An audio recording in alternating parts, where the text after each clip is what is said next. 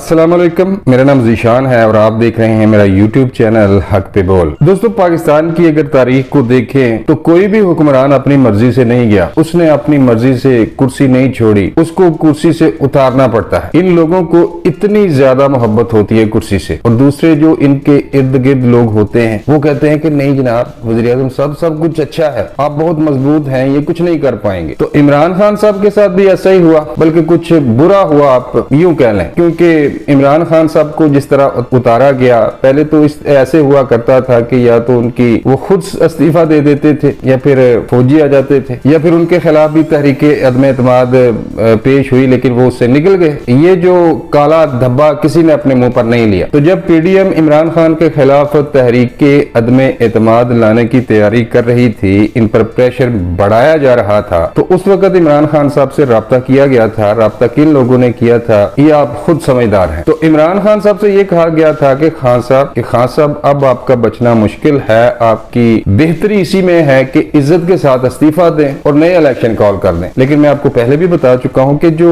इर्द गिर्द हवारी होते हैं, जो शाह से ज्यादा शाह के वफादार होते हैं, और इनको सिर्फ अपना लालच होता है कि हम 4 दिन मजीद जो वजारतों के मजे लूट रहे हैं हम वो लूटते रहे। तो इमरान खान साहब से ये कहा गया कि नहीं खान साहब, ये तो वैसे ही प्रेशर डालने की कोशिश कर रहे हैं, आप कहीं नहीं जा रहे। फिर इनके को 15-16 एमएनए टूटकर उनके साथ चले गए राजा रियाज जैसे लोग। तो फिर भी खान साहब को होश नहीं आई, फिर भी खान साहब ने कहा कि मैं जी निकल जाऊंगा, एक बॉल से मैं सबकी विकेटें उड़ा दूंगा। तो खान साहब को पूरी ऑफर की गई कि खान साहब आप इज्जत से चले जाएं, बेहतर है इलेक्शन करवा दें। लेकिन खान साहब ने लड़ने का फैसला किया। तो फिर खान साहब को ऐसे उतारा गया इक्तदार से कि मैं इसकी अगर मिसाल दूं तो आपने एक ड्रामा देखा होगा अर्तुगरुल। शुरू की किस्तों में जब कर्तोगलो कबीले पर कब्जा कर लेता है, कई कबीले पर, वहां का हुक्मरान बन जाता है, सरदार बन जाता है, तो उसके बाद अर्तुगरुल कर्तोगलो को कान से पकड़कर वहां से उतारता है और फिर सलमान शाह को दोबारा से इक्तदार पर बैठा दिया जाता है। तो खान साहब के साथ भी बिल्कुल ऐसा ही हुआ, क्योंकि खान साहब कर्तोगलो की भी जो हरकतें थी वो मशकूक थी, उसके भी सलीबियों के साथ राब्ते थे। तो खान साहब के भी कुछ राब्ते थे कुछ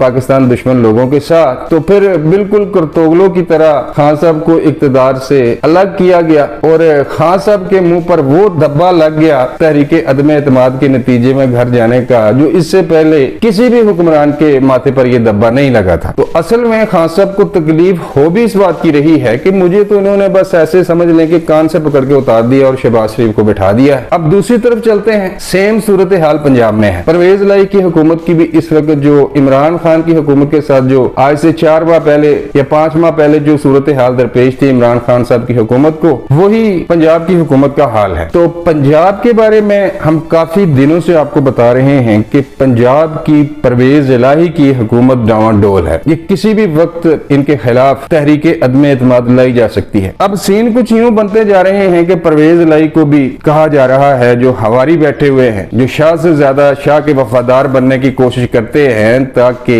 इक्तदार का और वजारतों का मजा लूटा जाए, वो तो कहते हैं कि नहीं चौधरी साहब कुछ नहीं होता, ये कुछ नहीं कर पाएंगे। तो अब मैं जो आपको खबर देने जा रहा हूं वो ये है कि जो पैगाम देते हैं उन्होंने चौधरी परवेज इलाही साहब को पैगाम दे दिया है कि चौधरी साहब आपकी बेहतरी इसी में है कि इस्तीफा दें और घर चले जाएं, बसूरत दीगर ये असेंबलियां किसी सूरत नहीं तोड़ पाएंगे। ये भी मैं आपको बात बता दूं, इनके पास एक ऑप्शन है कि ये असेंबलियां तोड़कर गेम ही सारी खत्म कर दें, लेकिन ये ऐसा नहीं करेंगे, उसकी भी एक वजह है। तो चौधरी साहब को यह बता दिया गया है कि चौधरी साहब इस्तीफा दे और अपने घर को जाए। अब चौधरी साहब फेस सेविंग के लिए राब्ते करने की कोशिश कर रहे हैं। इनके 6 एमपीए वो तो नून के साथ बैठे हुए चौधरी हुजाज साहब के पास। तो अब ये जरदारी के साथ मुकमुका करने की कोशिश कर रहे हैं कि मुझे किसी तरह से इस चीज से निकाला जाए, मुझे दोबारा से स्पीकर की नशिस्त पे बैठा दिया जाए तो ठीक है, मैं ये कर दूंगा, या फिर मैं नून लीग की तरफ से वज़ीर आला बन जाता हूं। तो अब ये सारी गेम ये चल रही है, यहां से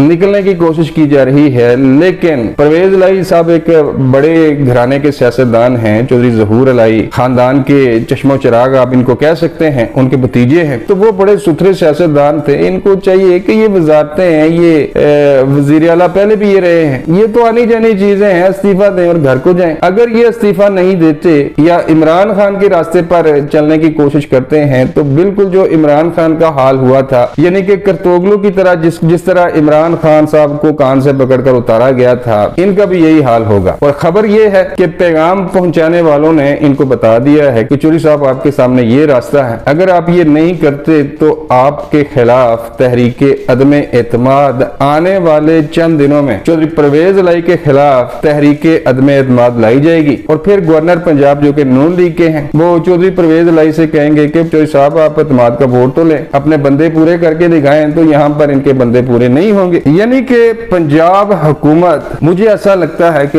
इस माह के एंड तक यानी अक्टूबर के शुरू में आपको पंजाब की हुकूमत में चौधरी परवेज लाई नजर नहीं आएंगे। अगर ये इस्तीफा देते हैं तो फिर भी ठीक है, असेंबलियां तोड़ने का ऑप्शन इनके पास नहीं है। और जिन लोगों ने इन्हें वजीर आला बनाया था, आप जानते हैं कौन लोग बनाते हैं, तो अगर ये असेंबलियां तोड़ते हैं तो उनकी नाराजगी मोल लेनी पड़ेगी। और अगर ये भी इमरान खान की तरह अपना जोर दिखाने की कोशिश करते हैं तो फिर जैसे इमरान खान को उतारा गया था ऐसे ही परवेज लाई को भी रुसवा होकर घर जाना पड़ेगा। तो ये थी अब तक की ताजा तरीन खबर कि पंजाब की हुकूमत के पास यानी कि चौधरी परवेज लाई के पास अब बहुत कम दिन हैं, ये जितना भी कोशिश कर लें ये अपनी हुकूमत को बचा नहीं पाएंगे। अब तक के लिए बस इतना ही, मिलता हूँ किसी नई वीडियो में, अल्लाह ने के बाद।